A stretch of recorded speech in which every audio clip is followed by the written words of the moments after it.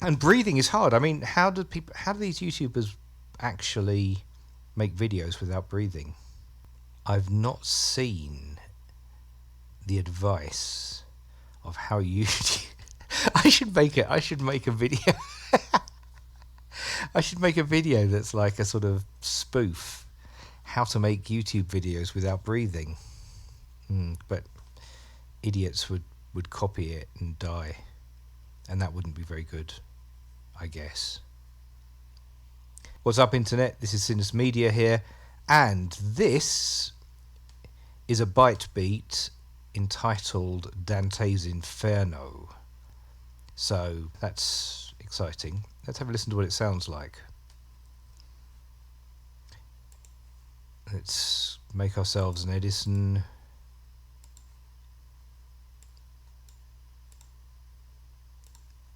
And give ourselves about 30 seconds of it. Okay, here it is.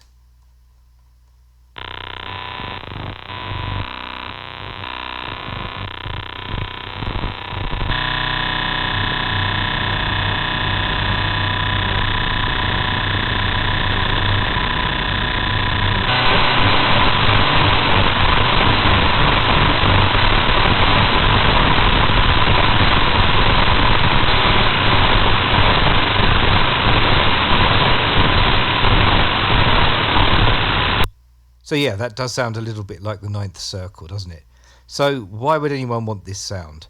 Well, here I've got a very simple melody in standard FL keys.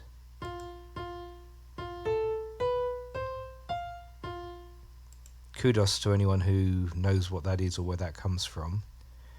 But what we're going to do with that is we're going to put it through fruity convolution reverb.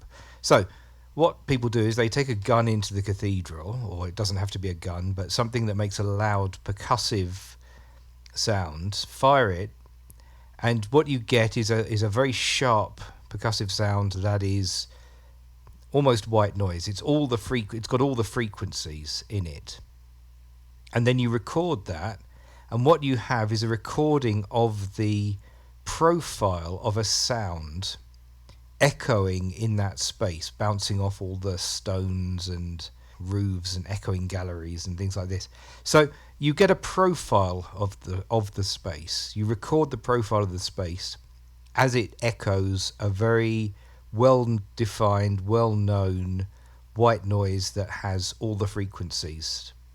And then what you can do is you can apply that to other sounds and other instruments.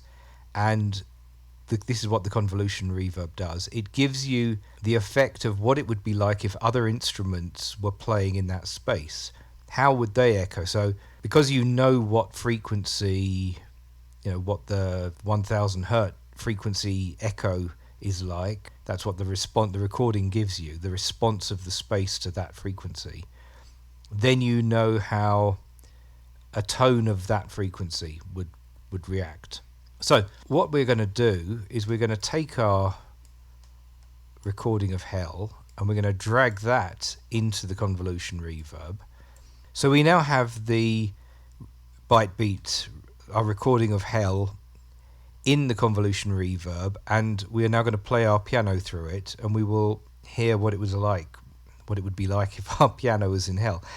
Notice that there is this slight gap, so the reverb effect is only going to come in a little bit later, and as you can hear, unlike most reverbs, it's going to start more quietly and it's going to get louder and louder, which is a very unnatural effect, but it will be quite striking in this context. So let's have a listen to this running through that.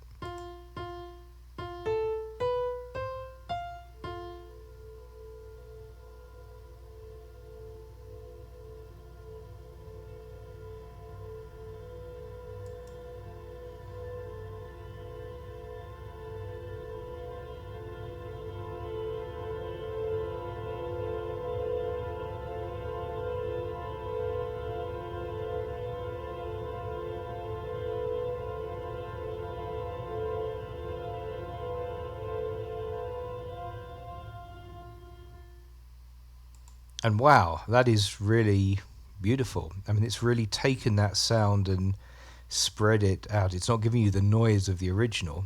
What it's giving you is the tones of the piano stretched or repeated the way that those Bytebeats contain those tones. I mean, if we were to put something else through there, if we were to put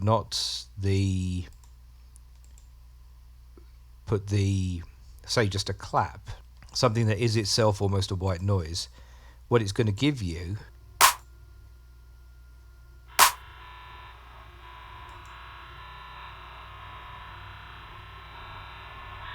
it's giving you something that more or less sounds like the Bytebeat itself. Slightly modified, but not much, because the clap contains all those frequencies, so the convolution reverb is going to give you all those frequencies back.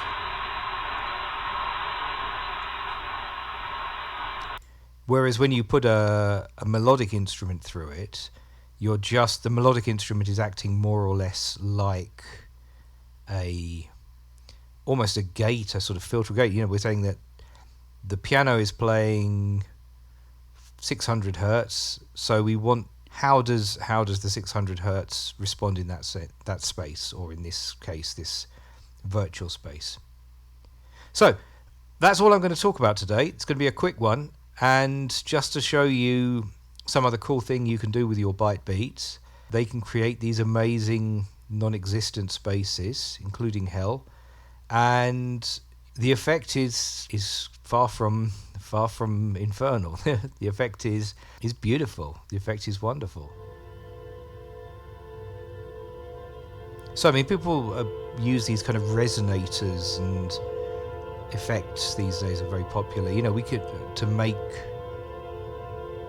really kind of draw out these sounds, turn it into this kind of afterglow of the sound you're playing, or to make these kind of fantastic ambient spaces and ambient feels. And here's a great way of doing it, and a great way to find a kind of unique space. I mean, any Bytebeat should work here, or any recording you like, right? You can get noise from other places as well. But I like the way that we've created such a large, expansive world out of these tiny equations. So yeah, thanks for watching. That's it. That's today's short video, because I'm going to try and intersperse the longer, more technically detailed ones with some shorter and more kind of focused musically ones as well. So thanks for watching. Do subscribe, because I've got loads more planned now. I'm on a roll, and yeah, see you soon. Thanks.